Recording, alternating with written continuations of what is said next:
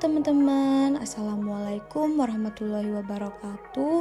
Perkenalkan, nama saya Ranita dengan NIM 4012111021. Jadi di video kali ini saya akan menjelaskan materi untuk memenuhi tugas mata kuliah metode penemuan hukum. Mari kita simak videonya, let's go!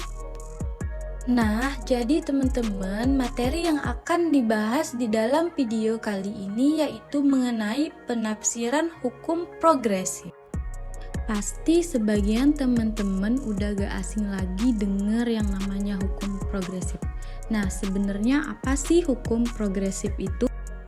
Jadi teman-teman, hukum progresif yang dilontarkan oleh almarhum Sajipto Raharjo pada tahun 2002 atas kegelisahannya melihat potret penegakan hukum di Indonesia.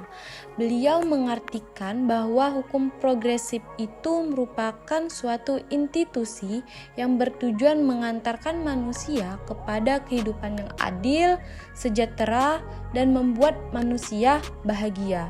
Jadi, menurut Sajipto Raharjo ini bahwa hukum progresif itu merupakan hukum institusi yang bertujuan untuk membuat manusia bahagia.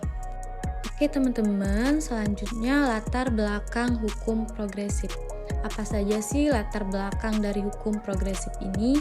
Latar belakang adanya hukum progresif ini, yang pertama terdapat kerisauan terhadap proses penegakan hukum yang cenderung carut-marut.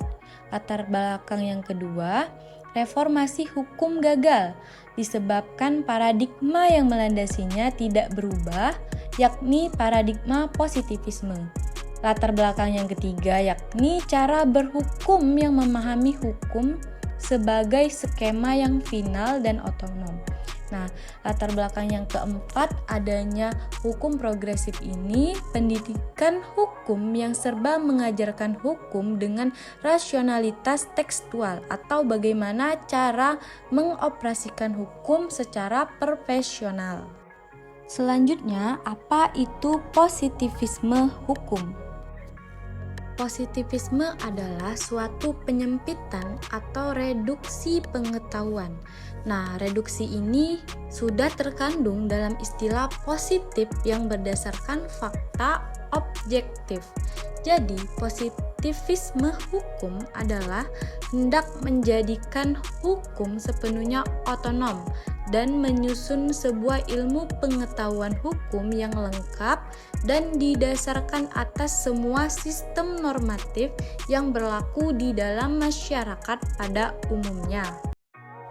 Adapun karakteristik dari positivisme hukum, yang pertama objektivisme adalah paham yang meyakini kebenaran itu bersifat objektif, tidak tergantung kepada pengamat dan cara mengamatinya.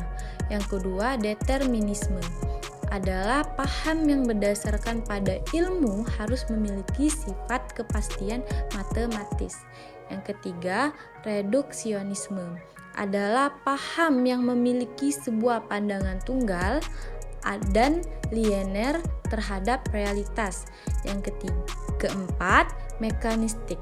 Nah, jadi mekanistik ini adalah paham yang mengatakan bahwa realitas dapat dipahami dengan menganalisa dan memecah-mecahnya, lalu dijelaskan dengan pengukuran kuantitatif. Sajipto Raharjo menyebutkan bahwa positivisme hukum telah gagal untuk menyajikan potret hukum yang lebih benar, dan objek studi hukum itu tidaklah sesempit seperti yang dipahami oleh para ilmuwan hukum di abad ke-19. Selanjutnya, dasar konseptual hukum progresif. Yang pertama, hukum sebagai institusi yang dinamis.